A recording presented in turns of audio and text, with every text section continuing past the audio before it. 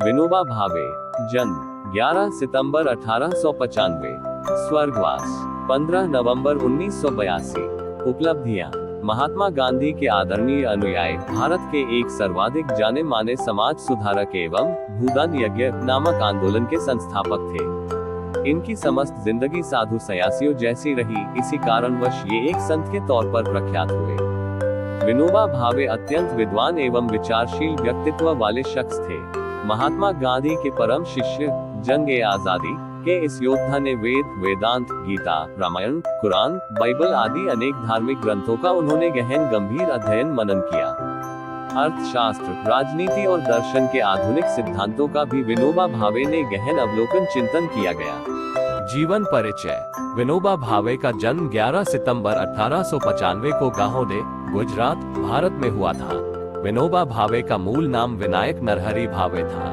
एक कुलीन ब्राह्मण परिवार जन्मे विनोबा ने गांधी आश्रम में शामिल होने के लिए 1916 में हाई स्कूल की पढ़ाई बीच में ही छोड़ दी। गांधी जी के उपदेशों ने भावे को भारतीय ग्रामीण जीवन के सुधार के लिए एक तपस्वी के रूप में जीवन व्यतीत करने के लिए प्रेरित किया। प्रारंभिक जीवन: विनायक की बुद्धि अत्यंत प्रखर थी। गणित उसका सबसे प्यारा विषय बन गया। हाई स्कूल परीक्षा में गणित में सर्वोच्च अंक प्राप्त किए। बड़ौदा में ग्रेजुएशन करने के दौरान ही विनायक का मन वैरागी बनने के लिए अति आतुर हो उठा। 1916 में मात्र 21 वर्ष की आयु में गृह त्याग कर दिया और साधु बनने के लिए काशी नगरी की ओर रुख किया। काशी नगरी में वैदिक पंडितों के सानिध्य में शास्त्रों के अध्ययन में जुट गए। महात्मा गांधी की चर्चा देश में चारों ओर चल रही थी कि वह दक्षिणी अफ्रीका से भारत आ गए हैं और आजादी का बिगुल बजाने में जुट गए हैं। अखंड स्वाध्याय और ज्ञानाभ्यास के दौरान विनोबा का मन गांधी जी से मिलने के लिए किया तो वह पहुंच गए अहमदाबाद के कोचरब आश्रम में। जब पहुंचे तो गांधी जी सब्जी काट रहे थे। इतना प्रख्यात नेता सब्जी काटते हुए मिलेगा, ऐसा तो कदाचित विनोबा ने सोचा न था। बिना किसी उपदेश के स्वावलंबन और श्रम का पाठ पढ़ लिया। इस मुलाकात के बाद तो जीवन भर के लिए वो बापू के ही हो गए। जेल यात्रा: बापू के सानिध्य और निर्देशन में विनोबा के लिए ब्रिटिश जेल एक तीर्थधाम बन गई। सन 1921 से लेकर 1942 तक अनेक बार जेल यात्राएं हुई। सन 1922 में नागपुर का झंडा सत्याग्रह किया।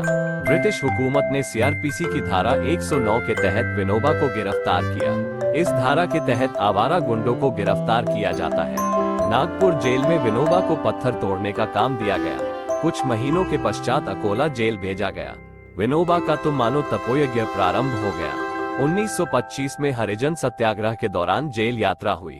1930 में गांधी के नेतृत्व में राष्ट्रीय कांग्रेस ने नमक सत्याग्रह को अंजाम दिया। गांधी जी और विनोबा भावे: 12 मार्च 1930 को गांधी जी ने दांडी मार्च शुरू किया।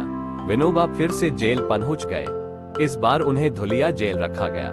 राजगोपालाचार्य, जिन्हें राजाजी भी कहा जाता था, उन्होंने विनोबा के विषय में यंग इंडिया में लिखा था कि विनोबा को देखिए, देवदूत जैसी पवित्रता है उसमें, आत्मविद्वता, तत्व ज्ञान और धर्म के उच्च शिखरों पर विराजमान है वह। उसकी आत्मा ने इतनी विनम्रता ग्रहण कर ली है कि कोई ब्रिटिश अधिकारी यदि पहचानता नहीं तो उसे विनोबा की महानता का अंदाजा नहीं लगा सकता। जेल की किसी भी श्रेणी में उसे रख दिया जाए, वो जेल में अपने साथियों के साथ कठोर श्रम करता रहता है। अनुमान भी नहीं होता कि यह मानव जेल में चुपचाप कितनी यातनाएं सहन कर रहा है। 11 अक्टूबर 1940 को गांधी द्वारा व्यक्तिगत सत्याग्रह के प्रथम सत्याग्रही के तौर पर विनोबा को चुना गया। प्रसिद्धि की चाहत से दूर विनोबा इस सत्याग्रह के कारण बेहद मशहूर हो गए। उनको गांव-गांव में युद्ध विरोधी तकरीरें करते हुए आगे बढ़ते चले जाना था। ब्रिटिश सरकार द्वारा 21 अक्टूबर को विनोबा को गिरफ्तार किया गया। सन 1942 में 9 अगस्त को वह गांधी और कांग्रेस के अन्य बड़े नेताओं के साथ गिरफ्तार किए गए। इस बार उनको पहले नागपुर जेल में फिर वेलूर जेल में रखा। बहुभाषी व्यक्तित्व: जेल में ही विनोबा ने 46 वर्ष की आयु में अरबी और फारसी भाषा का अध्ययन आरंभ किया और कुरान पढ़ना भी शुरू किया। अत्यंत कुशाग्र बुद्धि के विनोबा जल्द ही हाफिज ए कुरान बन गए। मराठी, संस्कृत, हिंदी, गुजराती, बंगला, अंग्रेजी, फ्रेंच भाषाओं में तो वह पहले ही पारंगत हो चुके थे। विभिन्न भाषाओं के तकरीबन 50,000 पद्य विनोबा को बाकायदा कंठस्थ थे। समस्त अर्जित ज्ञान को अपनी जिंदगी में लागू करने का भी उन्होंने अप्रतिम एवं अथक प्रयास किया। भारत के पूर्व प्रधानमंत्री श्री अटल बिहारी वाजपेयी ने विनोबा जी पर निम्न पद्यात्मक पंक्तियां लिखी। धन्य तू विनोबा, जन की लगा बाजी गाय की बचाई जान। धन्य तू विनोबा, तेरी कीर्ति अमर है।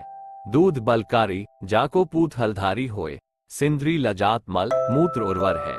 घास पात खात दीन वचन उचारे जात। मरी के हूँ काम देत चाम जो सुघर है। बाबा ने बचाए लीन ही, दिल्ली दहलाए दीन ही। बिना लाभ लश्कर समरकीन हो सर है। साहित्यिक योगदान। विनोबा भावे एक महान विचारक, लेखक और विद्वान थे जिन्होंने ना जाने कितने लेख लिखने के साथ साथ संस्कृत भाषा को आमजन मानस के लिए सहज बनाने का भी सफल प्रयास किया। विनोबा भावे एक बहुभाषी व्यक्ति थे। उन्हें लगभग सभी भारतीय भाषाओं का ज्ञान था। वो एक उत्कृष्ट वक्ता और समाज सुधारक भी थे। विनोबा भावे के अनुसार कन्नड़ लिपि विश्व की सभी लिपियों की रानी है। विनोबा भावे ने गीता, कुरान, बाइबल जैसे धर्म ग्रंथों के अनुवाद के साथ ही इनकी आलोचनाएं भी की। विनोबा भावे भागवत गीता से बहुत ज्यादा प्रभावित थे। वो कहते थे कि गीता उनके जीवन की हर एक सांस में है। उन्होंने गीता को मराठी भाषा में अनुवादित भी किया था। भूदान आंदोलन। विनोबा भावे का भूदान आंदोलन का विचार 1951 में जन्मा, जब वह आंध्र प्रदेश के गांवों में भ्रमण कर रहे थे। भूमिहीन, अस्पृश्य लोगों या हरिजनों के एक समूह के लिए जमीन मुहैया कराने की अपील के जवाब में एक जमींदार ने उन्हें 1 एकड़ जमीन देने का प्रस्ताव किया। इसके बाद वह गांव-गांव घूमकर भूमिहीन लोगों के लिए भूमि का दान करने की अपील करने लगे और उन्होंने इस दान को गांधी जी के अहिंसा के सिद्धांत से संबंधित कार्य बताया। भावे के अनुसार ये भूमि सुधार कार्यक्रम हृदय परिवर्तन के तहत होना चाहिए, न कि इस जमीन के बंटवारे से बड़े स्तर पर होने वाली कृषि के तार्किक कार्यक्रमों में अवरोध आएगा। लेकिन भावे ने घोषणा की कि वह हृदय के बंटवारे की तुलना में जमीन के बंटवारे को ज्यादा पसंद करते हैं। हालांकि बाद में उन्होंने लोगों को ग्रामदान के लिए प्रोत्साहित किया, जिसमें ग्रामीण लोग अपनी भूमि को एक साथ मिलाने के बाद उसे सहकारी प्रणाली के अंतर्गत पुनर्गठित करते।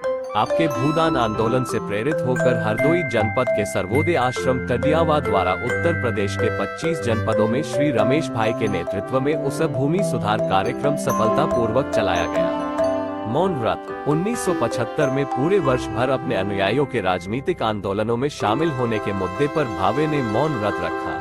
1979 के एक आमरण अनशन के परिणाम स्वरूप सरकार ने समूचे भारत में गो हत्या पर निषेध लगाने हेतु कानून पारित करने का आश्वासन दिया। निधन। विनोबा जी ने जब ये देख लिया कि वृद्धावस्था ने उन्हें आ घेरा है तो उन्होंने अन्न जल त्याग दिया। जब आचार्य विनोबा जी ने अन्न और जल त्याग दिया तो उनके समर्थकों ने उनसे चैतन्यावस्था में बने रहने के लिए ऊर्जा के स्रोत की जानकारी चाही तो उन्होंने बताया कि वे वायु, आकाश आदि से ऊर्जा ग्रहण करते हैं। आचार्य विनोबा ने कहा कि मृत्यु का दिवस विषाद का दिवस नहीं अपितु उत्सव का दिवस है, इसलिए उन्होंने अपनी मृत्यु के लिए दीपावली का दिवस 15 नवंबर को निर्वाण दिवस के रूप में चुना। इस प्रकार अन्न जल त्यागने के कारण एक सप्ताह के अंदर ही 15 नवंबर 1982 वर्धा, महाराष्ट्र में उन्होंने अपने प्राण त्याग दिए। विनोबा जी के शरीर त्यागने के उपरांत पवनार आश्रम की सभी बहनों ने उन्हें संयुक्त रूप से मुखाग्नि दी। इतिहास में इस तरह की मृत्यु के उदाहरण गिने चुने ही मिलते हैं। इस प्रकार मरने की क्रिया को प्रायोपवेश कहते हैं।